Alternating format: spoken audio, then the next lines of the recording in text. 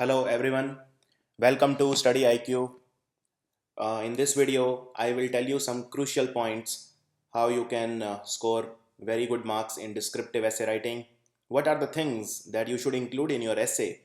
And this will be completely by my own practical experience. These writing skills have helped me individually and also a lot of my students. I have taken a lot of classes for GMAT, GRE, for CAT, and for other higher level exams, which require a great, a very good command over English language. And therefore, I'll bring that experience into play in this video. I'll tell you some of the things which you can include in your essay, which will really make your essay stand out from the rest. And therefore, you need to be really vigilant. You need to very carefully pay attention to this video. Now, this is something which I have been using on a personal level when I write any essay. I choose this format, and this format you will not find it anywhere. You will not find it in any book. You will not find in any literature, any website. This is purely what I have been using myself.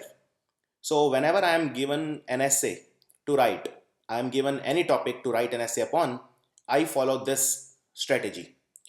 First, I do the beginning, that is, I elaborate on the topic that is given to me, and in this video only I will take one example and I will write an essay for you, or I will tell you the main point so that you feel really confident going into the exam. Then I explain, citing all the examples. I take sides. Yes, I do take sides. For example, any topic that you will be given to write on, you may need to choose sides. Some people prefer to write from a neutral point of view, but I always take sides, because after all, why have the examiner given this essay to write to a particular student? Because he wants to know what he or she thinks about that topic. Now, gone are the times, gone are the days when you don't you have you have had to be politically correct in everything. No, don't write an essay with a very defensive mindset. Be aggressive, be expressive rather. If at all you need to be aggressive, then go ahead, but make sure that whatever side you choose, you are very confident about it. You can give a certain point or an explanation about it, some very well thought out points, statistics to prove it, or something. Even if you take the side that is negative, doesn't matter, you should be able to justify it. For example, let me give an example. Let's say if you are given any topic to write on about Kashmir, right? The Kashmir problem, it's a burning topic. It's in news. Kashmir is in news for all the reasons. You had the killing of Burhan Wani, and you had the earlier this year you had the JNU protests. You had Kasab issue. So there have been a lot of issues regarding Kashmir. And whenever you are given a topic like this, you do need to take sides, because you can't be indifferent to an issue like this. You can't be indifferent. You either have to support it or you don't have to. You either have to take the side that, okay, you are pro India, or you have to write in that note. I'm not saying that if you are saying that Kashmir is not an integral part of India, or then you are not pro India, or I don't want to go into the controversial side of it. All I want to say is that if you are given any topic, then take sides, especially on topics which require you to take sides. For example, if you are given a topic on Kashmir, it is very difficult for you to write without taking a side. That's all I mean to say. And when you take side, you will feel more confident while writing. Now, that will be your third thing which you have to do. Also, why I'm writing it like this is because you can structure your essay like this. For example, you can start beginning, so that will be para number 1, 2, 3. I mean the beginning paragraphs. Let's say you want to write 10 short paragraphs, right? So you can structure it 2, 2, 2, 2, and 2. Or let's say if you want to explain it more, then you can do 3 here and 1 here. Similarly, if you want to put more into conclusion, if you want to add words in conclusion, you can give 3 paragraphs for conclusion, 1 here, 2 here, right, like that. So you can, first thing, before you even start writing an essay, what you need to do is you need to structure your essay. Spend some 2 minutes, 3 minutes. And although it will be an online exam, you will need to type it on your computer. Still, you will be given some rough sheets where you can design your essay. So for example, let's say this is your rough sheet. So on this rough sheet, first structure your essay. Okay, I will write 5 paragraphs. Okay, and keep in mind the word limit. If they have told you to write it in 700 words, then do write in 700 words only. Now let's say this is your beginning para. So plan what are you going to write in the beginning. Then you are going to explain in detail, citing all the necessary examples. Then you will tell your own opinion about it, that is take sides. But a very important point, and this is where you will score a lot of marks. Let's say you have taken this side. Okay, so I'm making a, this is positive side, this is negative side. Now by positive and negative, I don't mean, you know, you are negative towards the idea. No, I'm just saying that there are two sides of a coin. So first side is the positive side and the back side is the negative side. I don't mean that you are a negative person if you are taking a negative side, or there is no negativity as such involved, right? So let's say you have taken a first side of the coin, then you will write points related to this in take sides, this side, this paragraph. But make sure that you also negate the opposing point of view. For example, let me give you an example. Let's say if somebody asks you, should Raghuram Rajan have been allowed to take the second term, or should his tenure as the governor of the Reserve Bank of India have been extended? Now let's say you want to say yes, Raghuram Rajan should have been extended. So this is the positive side, yes. If you want to say no, it's fine, whatever the government has done, it's fine, so no, right?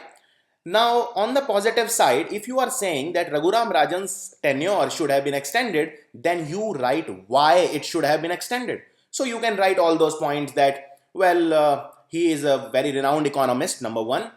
He has been able to reduce the CPI inflation. The CPI inflation is the lowest in the last 10 years. So write these type of points which write about his performance, write about some of the extraordinary things which he has done. So for example, he has been instrumental in formulation of lot of policies like Indradhanush plan for revival of the banks, something like that, that you write in this para where you are supporting his extension. But don't forget to negate the opposing point of view. For example, when you have taken your side and you have written why he should be there, you also have to write why the people who think he should not be there, they are wrong. For example, one of the criticism of Raghuram Rajan is that in his tenure, he has not been able to revive the public sector banks. Now there are 27 public sector banks in India and he has not been able to revive. There is still a lot of loss. In fact, officially RBI has said that almost half the banks have posted losses in the last 1 year. So what was Raghuram Rajan doing? He has not been able to do it. I agree that some part of the blame must also go to the Ministry of Finance, but he has also to take his share of blame. So this is a valid point of view for those who don't want his extension. So how do you counter that? Then you should say that Mission Indradhanush is a recent plan, and whether it bears fruits or not remains to be seen. We can't say that the policies which are designed by Rajan will not do any good to the public sector banks. So then how will you start writing it? You say that some people say that Raghuram Rajan has not been able to revive the public sector banks. However, it is too early to judge him since the policies that he has formulated are recent. So something like that. So whichever the point, so you before writing the opposing point of views, you should think about it. What can the possible criticisms of Raghuram Rajan be? For example, for this you can read what Subramaniam Swamy said about him, that he is pro-America in his policies. He is not decreasing the repo rate, which is not increasing our GDP rate, things like that. And then you negate the point that why these points, why the people who say this, they are wrong, and you give the logical explanation. That will make your case very, very strong, because you have not only supported your point of view, but you have also proved others wrong. So that you do just before conclusion. And then you write the conclusion that, okay, so therefore, to conclude, to sum up, using words like these that I'll tell you later in the video. So this is how you should structure. Also, some people have a habit of writing like this. Okay, there is this para which is given to you and they will just keep on writing without even giving a space. These people have already hit the nail, on their own feet. They will get very less marks. Because the examiner, as soon as he sees your essay, he will get to know that this person is not trained, or he has not done his homework. He has not properly prepared on how to write the essay. So the very first thing you should do is structure your essay. There has to be proper spacing between the essay. There has to be proper commas and full stops at the right place. So at least do the basic, get the basic hygiene right. Now I'll tell you how to begin your essay. So one of the things that I used to do is I always used to start with a quote. But the thing is, to write a quote, this quote is a saying by a famous person. It can be a general universal principle. It can be anything. But make sure to know the quote. You have to be a well-read person. You have to have a very good general knowledge. You have to have a good knowledge of the quotes itself. So at least learn 10 to 20 very good idioms and phrases, or learn at least 10 to 20 very high quality quotes from the books. They can be motivational, they can be, and don't include the quote for just the inclusion sake. Include it only if it is relevant. Also, when you begin, then always stick to the topic. Always start with the topic itself. For example, let's say if you are given a essay on climate change, right? How will you start? So first you can write a quote regarding how whether some famous person must have said something that our world is going to end soon if the shame on human beings, something like that, which says that we are the culprit. And then you start with how the human beings, they have very less regard for the climate.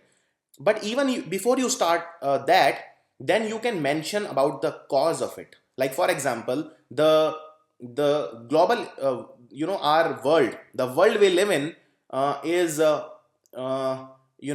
giving a lot of importance to the GDP rate, to the economy, and as a result, the focus of all the countries is to get ahead in the race and things like that. So after that you write that what has happened because of this is there is a rampant depletion of our forest resources, that there is a depletion of the environmental flora and fauna. And then you start with how the climate change is occurring, what is happening and things like that. Make sure when you begin, you do not deviate from it. Sometimes it may happen that you can get a very tough topic to write on, about which you have very less idea. Now, in such case, you would want to include fillers. By fillers, I mean the sentences which are just to take, space. But don't put fillers in the beginning or in the end. Make sure. Because if you start with something like a filler or a sentence that is not very important, then you have already lost the impression. A good beginning is half the job done, as goes a popular axiom. Now, these are the words which are very impressive when you write an essay. If you are expressing similar ideas, then you use the words like not only this, but also that. This is a correlative conjunction. You can use moreover. These are all conjunction. Conjunctions are the word which join the two sentences. So you can use and, you can use furthermore, in addition, besides, so, hence, therefore. Now, let me give an example how to use this. For example, let's say the topic is religion the evil that we talk about, or is religion an evil? That is the thing. Now you want to express about your views about this, right? So you want to take the side, yes, religion is an evil, and you want to express two similar ideas. By similar ideas, I mean that this sentence will also say that religion is an evil, and this will also point towards the same fact. How will you join these two sentences? By using moreover, furthermore. For example, religion has led to wars in the Middle East. You can give the example of Middle East versus Israel. Israel has Jews, and the Middle East has Islamic population, and between them there has been a war. So that you can mention here, and then you will say, in addition to this, or furthermore, or besides this, basically these 2 points will point toward the same fact. They will point towards the same idea. Then you use these words. And if they point towards the opposite idea, then you will use these words. However, otherwise, instead, but, yet, in contrast, and though. These are very, very impressive if you use these words, these conjunctions in your essay. So this is very, very important. Now, when you conclude your essay, then conclusion of an essay should start with the restatement of the thesis statement. In other words, the topic which you have been given. And you should include words like to conclude, to sum up. Also, don't write things like, like some people say, according to me. So don't use this. According to me does not exist in English. It is very wrong to write something like according to me. Write in my view, in my humble opinion, as far as I think, or as far as I am concerned. Also, avoid writing in too much of first person. First person means writing as your own, like I, words like I, we must, I think, I should. Avoid these. Write in a third way, like it is seen that. For example, if you write a sentence, I think that the war between Middle East and Israel is because of religion, then that will have less weightage compared to it is seen that that there are wars in the world, for such as in the Middle East, that are because of the religion. So if you are writing it is seen that is a third person. If you are writing is I think, I am of the view, then you can include this only 1 or 2 times, but don't go again and again writing I think, according to me, and things like that. You write in my view, in my opinion, as far as I think, as far as I'm concerned, to conclude, to sum up, adding to the fact, notwithstanding the fact. So try to include as many conjunctions as possible. Also, when you start your conclusion, then stick to the topic which you were given, and start your conclusion by proving yourself that therefore,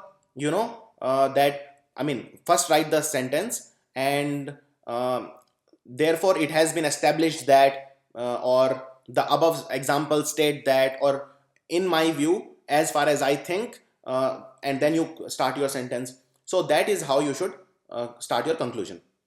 And your conclusion should contain the main points from the body of the essay. The body of the essay is the paragraph 2, 3, 4. By 2, 3, 4, I mean the concept 2, 3, 4. That is your explanation, your points for the idea, and negating the opposing point of view. Include the main points in your conclusion. And also it should demonstrate how you have proven your point of view. As I said, you want to prove that you were right in the conclusion, not before that. Before that, you keep giving on examples and keep negating the opposing point of views. But when you write conclusion, you should prove yourself that yes, I have done sufficient now to put forth my point of view. And don't include any new points in the conclusion. Don't include any new points. Conclusion is only for your inference or conclusion and nothing else. Don't include any more examples here. Also, conclusion should bring a closure to the essay. Don't treat it like a film ending that you can keep it double, or you can keep it open. Like there are some movies, for example, in which the ending is like, there is no ending. It's like an open ending. So don't do that, because in these exams they want to see how you conclude, what is your point of view, whether you have been able to defend the side that you have chosen. They want to see these things. So this is the general schema. And now I will tell you how to put this into practice, because until and unless I give you an example, all this exercise is quite futile. So let me give you an example. Now let's say you are given something to write on that is about women empowerment, right? So I checked the past papers, and I found that all those exams in which there is a descriptive component, whether it is essay writing, whether it is paragraph writing, it is argumentative essay writing, descriptive essay or whatever, there is an element of writing. Something related to women is always there. Whether it is women empowerment, whether it is the role of women in today's world, whether the women leadership is there, gender ratio, whatever, right? So let me take a very common type of a topic like women empowerment, right? So you can put a quote to start with, something like this. A woman is the full circle. Within her is the power to create, nurture, and transform. Diane Merrichild. Now, one more thing. If you don't remember the author's name, then just write something like Chinese saying, and no one gives two hoot about whether you have written it, whether it is actually a Chinese saying or not. No one bothers about it. Just write a quote and write Chinese saying or write Greek saying, popular saying, something like that. No one cares. Or you can also say, as goes one saying, or as is being said, or they say that a woman is the full circle, within her is the power to create, nurture, and transform. Your opening line itself will create such an impression on the person who is reading it that you have already done half your job here. They say that a good beginning is half the job done. So this will make sure that the person, just imagine the reaction of a person when he reads this line. He will immediately get to know that this person has done his homework. Avoid cliches when you write. Now, see, this is one thing that most of the people do and they lose marks. Cliche means something boring things. See, for example, if you are given something like women empowerment, then don't go on writing about, women, if a woman is strong, then a household is strong. If a woman is empowered, the country is empowered.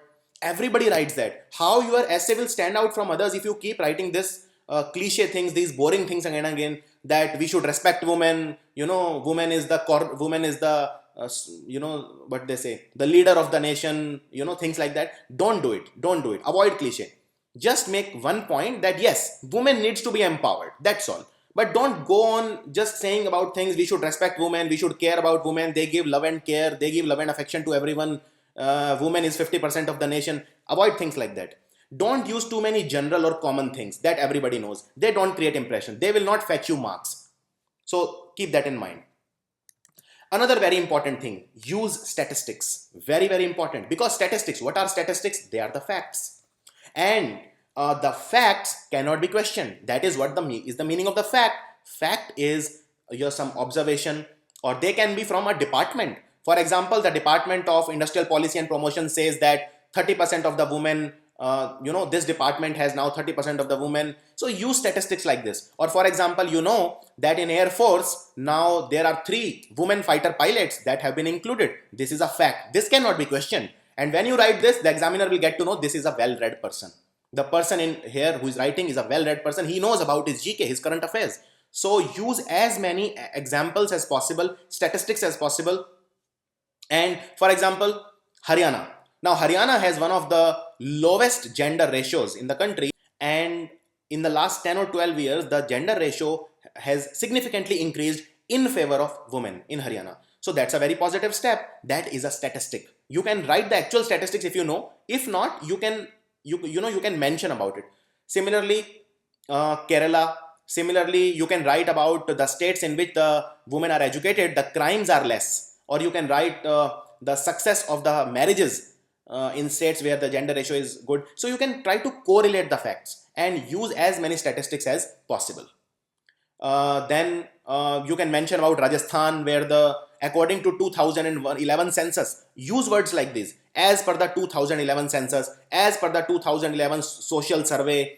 The Rajasthan has the lowest female literacy in India. And in Rajasthan, we have the highest female feticide and things like that. So you are using statistics, and statistics cannot be questioned. Next, use your own country example. Now look, this is very important point. Now let's say you are given women empowerment. So obviously you have to mention some women who are empowered, right? And they have brought lot of fame and lot of pride to India. For example, you want to mention about maybe Kalpana Chawla, you want to mention about maybe Indira Gandhi. But the thing is, when you write about women empowerment, you can also mention foreign people, like a lot of foreign people, but they will not create as strong an impression. And make sure that even if you are using a foreign subject as your example, then she has to be really positive person, right? For example, and not a controversial person. For example, if you are saying Hillary Clinton, right, then she is not out and out positive. Okay, there is a lot of negative about her.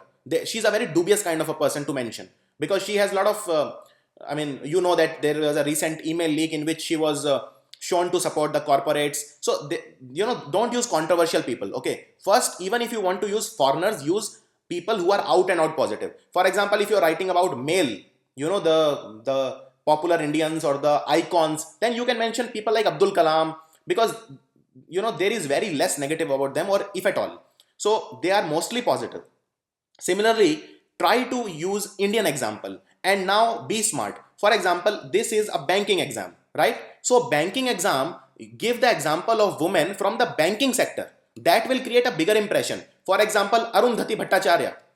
Arundhati Bhattacharya will get you more marks than Kalpana Chawla, simply because of the fact that Arundhati Bhattacharya is the chairman of the State Bank of India, and in the recent Forbes list, she was one of the most powerful. She was declared as the most powerful woman in India, one of the most powerful women in India.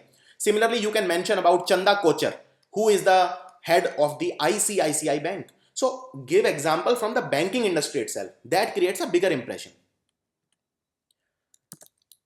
Do not fill the entire essay with example. Now look, this is one mistake which 90% of the students commit when writing essay, and I'll tell you what that mistake is. Now, for example, let's say you are given an essay, women empowerment. So what the students do is, let's say this is an essay, they will start writing. So let's say they are writing core of the paragraph. This is the introduction, this is the conclusion, and in between there are 4 paragraphs. Now, what students do is they fill the essay with example rather than the broad points. For example, first paragraph they will write about Arundhati Bhattacharya. Second paragraph they will write about Chanda Kochar. Third paragraph they will write about Aishwarya Rai. Fourth paragraph they will, means what is the point? You have taken 70% of the space in an essay with only examples. You should have just mentioned their names. That's all. Now, in this paragraph, you should have mentioned that there have been a lot of Indian women who have brought glory, pride to India. For example, recently, Duty Chand, she qualified for the Olympics in 100-meter race, which is not easy for people in India, which are genetically not good at sprinting. But she has brought immense pride to India. Or you can mention about Arundhati Bhattacharya and things like that, but don't overdo it.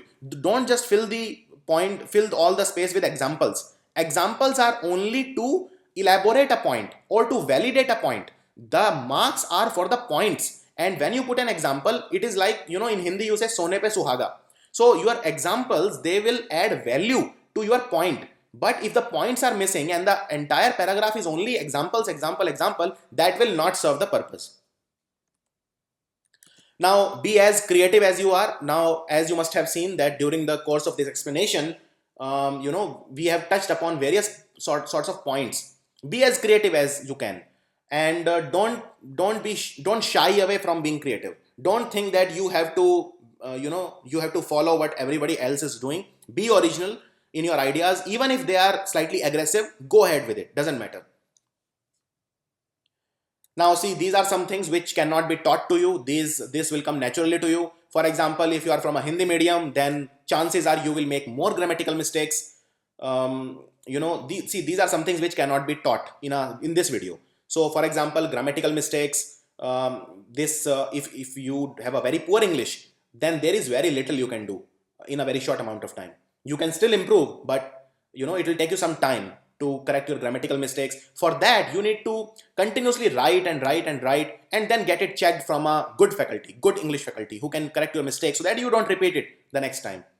Then avoid stylish vocabulary. See, this is one of the things that, again, lot of vocabulary, vocabulary is good. Using stylish or impressive vocabulary is good, but it is not the main point. They are not giving you an essay to write so that they can check your vocabulary. Not at all. If you have already a good vocabulary, go ahead with it. The idea is to check how you think, how well read you are, how you can relate the topic, how you can correlate various points. And the idea is not at all to check how impressive your vocabulary is. For example, if you want to say fool, then say fool only, say foolish. Don't say impetuous. It was impetuous or something like that. Don't write vocabulary which even the examiner don't understand. So be clear in that. If you have a good vocabulary, you can use some words here and there, but don't overdo it. And this is one thing, use idioms only if you are confident. Idioms and phrases, if you have been using, use it. Otherwise, completely skip it. Don't use idioms to, just because you have to use them. No.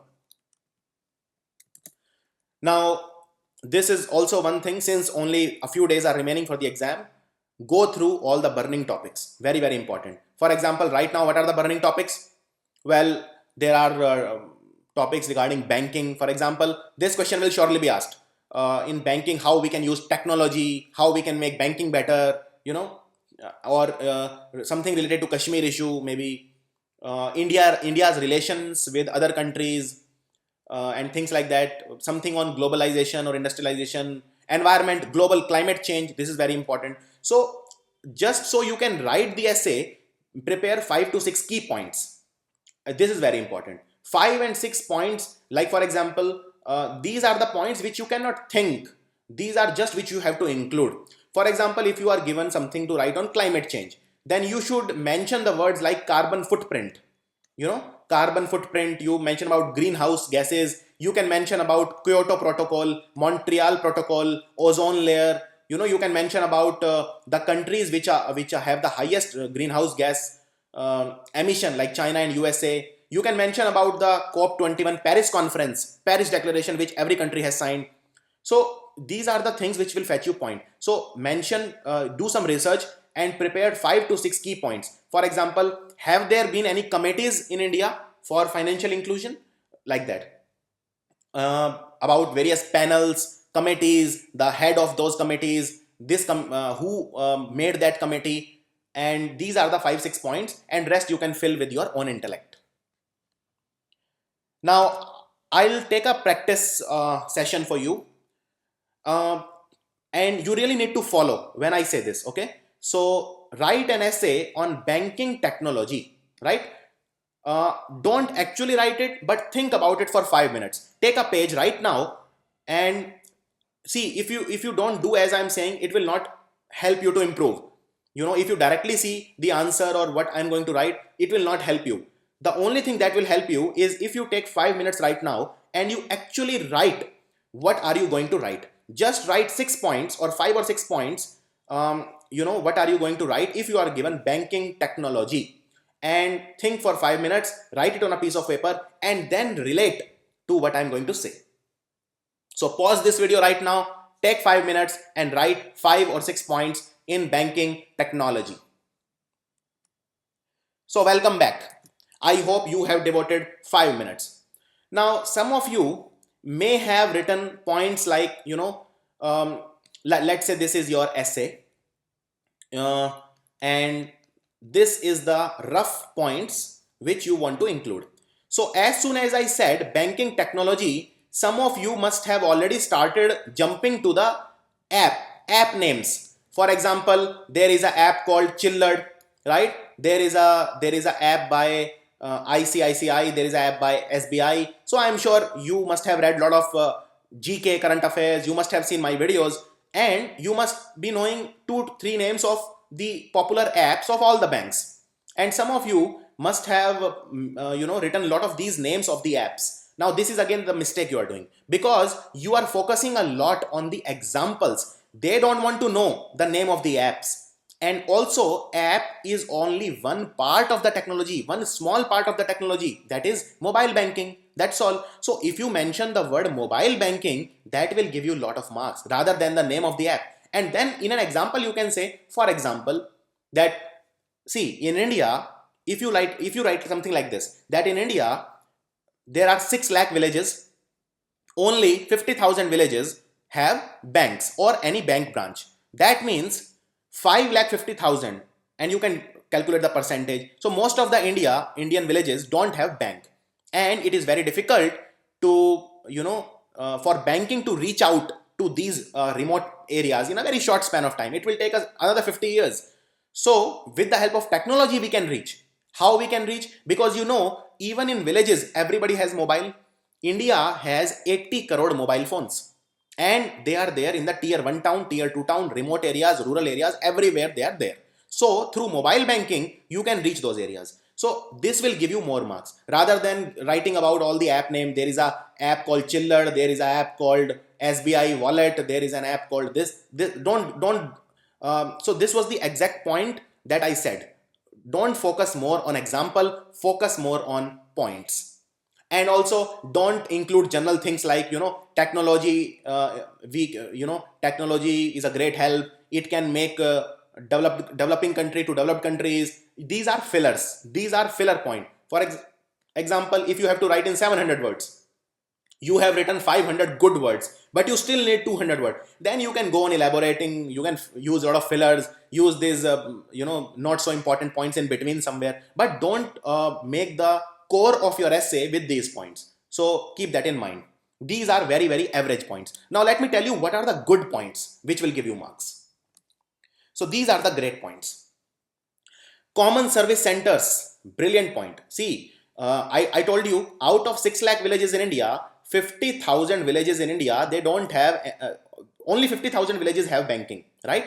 So 5.5 lakh villages don't have any banking facility. And what is the government doing? The government has decided to connect these with common service center, also called CSCs in short. So if you mention CSCs, that will be a great point. It will give you a lot of marks because the government is actually doing it. Government is actually connecting the remote villages in India with the common service centers. This is a part of the Digital India campaign. Then you mention about how the banking has changed already. For example, previously we used to do conventional banking. If we had to do any transaction, we used to go to the bank. We used to stand in the line. We used to wait for our turn. It was time consuming. Then we started using online banking. What is that? That is technology. That is an example of banking technology. Then from online banking, we switched to mobile banking. So now mobile banking is even more convenient. It is banking on the go. Wherever you have mobile, you can do your mobile banking, your online banking. So this shows a shift in mindset of the people. Include another example here. For example, HSBC Bank. What is HSBC Bank? Hong Kong and Shanghai Banking Corporation with its headquarters in London. Very, very important bank of China. HSBC Bank has decided to shut down 50% of their bank branches in India. Why? Because they think, they are sure with the help of data that the customers are going digital. Customers are embracing digital banking. Therefore, this is a very good point. This shows customers want to have convenience options. Customers don't want to stand in line. So the mindset, the consumer behavior is changing. HSBC Bank has shut down 50% branches because of digital banking. This shows that we are moving ahead in technology. Customers want technology. Mobile wallet like Paytm, for example. Paytm. Mobile wallet is one of the fastest growing industries in India right now. So also mention about DSB Bank. DSB Bank is one of the biggest banks in Asia. It is not a small bank, and DSB Bank has brand ambassador Sachin Tendulkar, in case you don't know. So DSB Bank has introduced Digi Banking, that is complete banking on mobile phone only. That is Digi Banking. Similarly, there is something called as Unified Payment Interface, which is launched by the National Payment Corporation of India. This is very, very important. Unified Payment Interface. This will connect all the banks very conveniently to all the e-commerce platform for faster transactions. Then another great point will be technology can create a cashless economy. If you have a cashless economy, then the black money will be less because we will not use the physical notes for transaction. We will use the cards. Similarly, you can mention about a committee. So very recently, there is a committee which is called, which is set up by the Reserve Bank of India. It is called Sudarshan Sen Committee. This committee is set up so to do research on digital banking in India by the RBI. This shows that even RBI wants to go digital. So this will give you a lot of marks. And then you mention about financial inclusion. What is financial inclusion? You want to include each and every person in the country in the financial bracket. For that, this is only possible only through technology, because to reach out to each and every person through physical banks or brick and mortar is very, very difficult. So technology can only help in financial inclusion. And when you mention financial inclusion, you can mention about all the committees in financial inclusion, like Deepak Mohanty committee, all these committees. But now see, here is one thing. You are so far all you have is positive, positive, positive, right? It makes a essay very linear, very one directional. What you also have to do is include slightly negative. What are the challenges? There are challenges in technology also. For example, in online banking, there are cyber crimes. So yes, there are challenges, but we need to overcome these challenges with the help of technology, with the help of more secure technology. And time has come now to embrace the technology, because conclusion is technology is a great leveler. Leveler means through technology, the rich and the poor, the divide that is there between the two, the hiatus that is there between the two will get reduced with time. So this is your conclusion, that yes, we should embrace as much technology as possible into the banking sector, because technology places everyone on equal pedestal. Technology equals everyone. So this is your conclusion. So like that you have to design your essay.